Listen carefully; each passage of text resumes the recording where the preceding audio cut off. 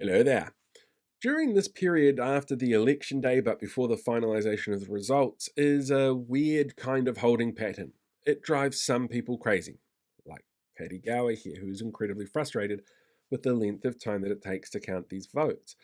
But it also means that we don't really get a lot of news come through about what's happening because the political parties don't want to show their hand because they don't really know what's in their hand at the moment. They don't know how many MPs they've got to use to negotiate with, or what their power is actually going to be after those results come through. So they don't really say very much at all. And Chris Luxon and Winston Peters have both been very clear on the fact that they don't want to negotiate through the media.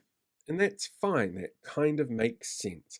So it was a bit of a shock when this week Chris Bishop was interviewed in the Newsroom, and he spoke about a couple of policy points that he's really keen to see get put across, which was, yeah, it doesn't sound like negotiation through the media at all. And I'm sure somebody like Chris Bishop, who was the campaign chair for the National Party, would absolutely understand what it means by not talking to the media about negotiations. Anyway, one of the policy points he brought up around was Three Waters. Now, at the beginning of the election campaign, Three Waters was really contentious, and during last year's local body elections, it was also really contentious because it had been picked up by the Taxpayers Union and run on this very anti-Māori rhetoric around the entire country. It's a lot of where that whole one person, one vote talk came from, even though what was being proposed is essentially a management structure to make sure that the infrastructure was looked after properly. It was nothing to do with voting in any shape, way, or form.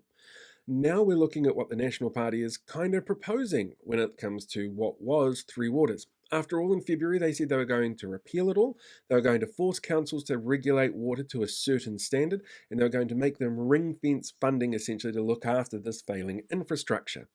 But what Chris Bishop has turned around and said in the last couple of days is he doesn't care how it's done. He wants those assets taken off councils and put in control of some third party organisation. Just like Three Waters.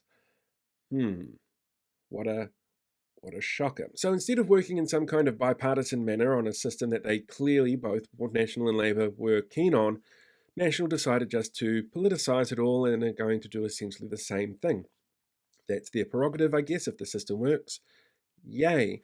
But what's interesting is that there's no conversation here around the use of Māori on those boards and how iwi will be represented, and that could actually cause some serious long-term issues for the government in terms of te tiriti. You see, there are customary freshwater rights that have been ascertained by the Waitangi Tribunal, the High Court, and the Supreme Court. And while Three Waters infrastructure is talking about things like wastewater and tap water and drain water, it still all feeds into the larger water ecosystem. It doesn't work in a vacuum. And if those infrastructures aren't in place and therefore causing damage to something like the freshwater systems that Māori have customary rights over, well, the government could end up being liable for breaches in te tiriti or causing some serious environmental harm if their regulations don't go through. It's a really mixed, complicated issue. But to hear from the National Party that essentially their aim is to do what the last lot did after we told you for months and months that we weren't, that sounds like a really interesting way to go to the public and say we're not negotiating through the media and still somehow managing leaking that kind of information.